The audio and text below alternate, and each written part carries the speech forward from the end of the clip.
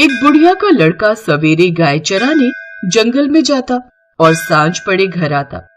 सारे दिन की मेहनत के बाद उसे 8 पैसे ही रोज के मिलते, जिससे माँ बेटों का गुजर बसर होता था। बुढ़िया का चौथ माता की कहानी सुनने का और व्रत करने का नियम बराबर चलता था। वो बुढ़िया व्रत के रोज 5 लड्डू बनाती, 2 चौथ के और 2 विनायक के और 1 अपना। इस तरह नियम पालन करने से वो मोटी होती जा रही थी।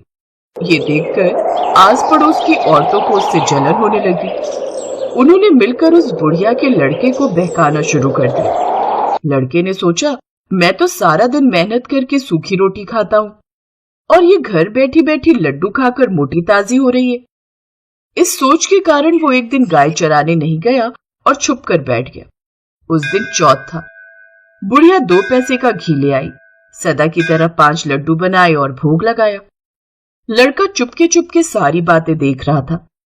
दूसरे दिन वह बुढ़िया से बोला, माँ, मैं कमाने जाऊंगा।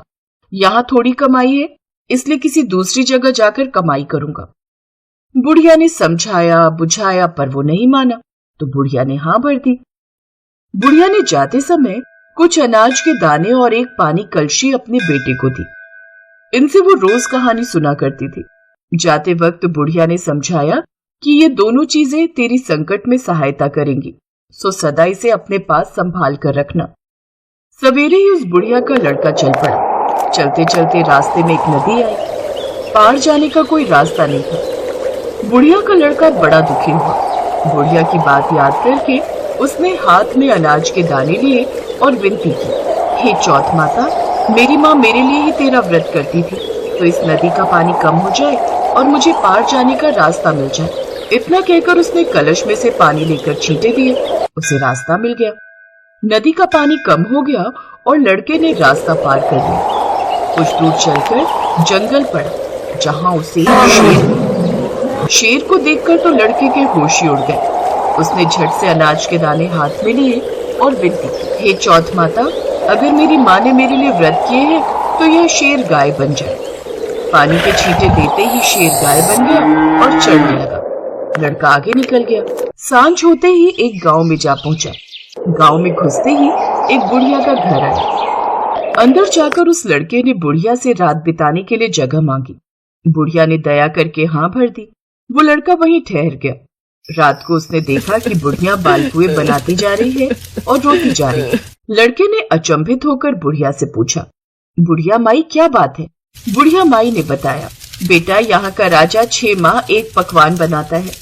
उसके पकाने के लिए हर बार एक आदमी की बलि दी जाती है और उसका नियम ये है कि बारी बारी से हर घर का एक आदमी लिया जाता है। आज मेरे 7वें लड़के की बारी है। उसको आज मालपुआ खिलाऊंगी। सुबह होते ही राजा का बुलावा आ जाएगा।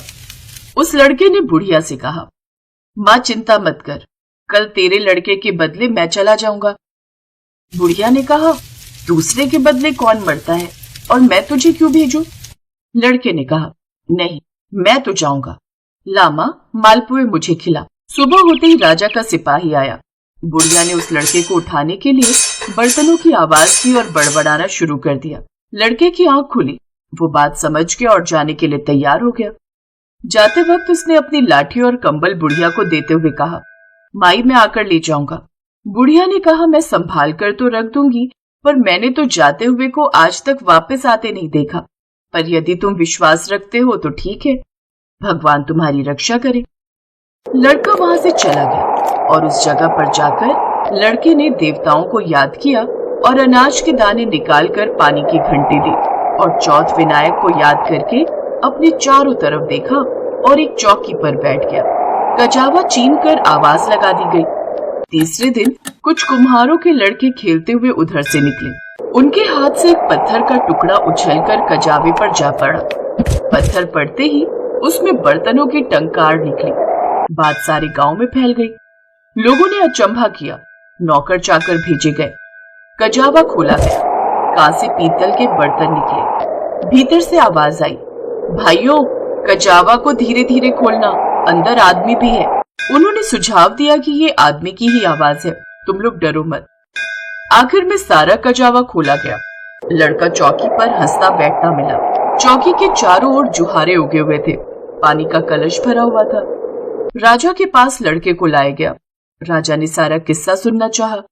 लड़के ने बताया कि मेरी माँ चौथ विनायक का व्रत करती थी और उसी ने आते वक्त मेरी रक्षा के लिए ये अनाज और पानी का कलश दिया था। राजा ने भाग्यवान लड़का देखकर अपनी लड़की का विवाह उससे कर दिया और चौथ का व्रत करने का ढिंढोरा पिटवा दिया। कई दिन बीत गए। राजा के बेटों की बहुओं ने ननद को ताना मारा कि बाई जो पेट से निकले हांडी से नहीं। राजकुमारी ने अपने पति से कहा, माए जहां मायका और सास जहां ससुराल। लड़का भी बात समझ गया और उसने राजा रानी से आज्ञा मांगी और राजकुमारी को लेकर अपने गांव की ओर चल पड़ा। गांव के पास पहुंचते ही देखने वालों ने बुढ़िया को खुशखबरी दी। बुढ़िया को विश्वास नहीं हुआ। उसने उपलों के ढेर पर चढ़कर देखा, बेटा बहू आते दिखाई दिए।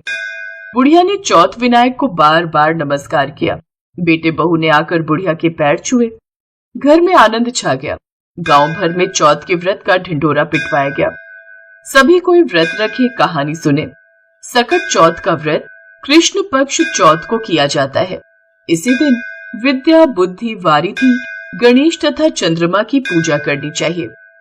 दिन भर व्रत रहने के बाद सायंकाल चंद्र दर्शन होने पर दूध का अर्घ्य देकर चंद्रमा की विधिवत पूजा की जाती है।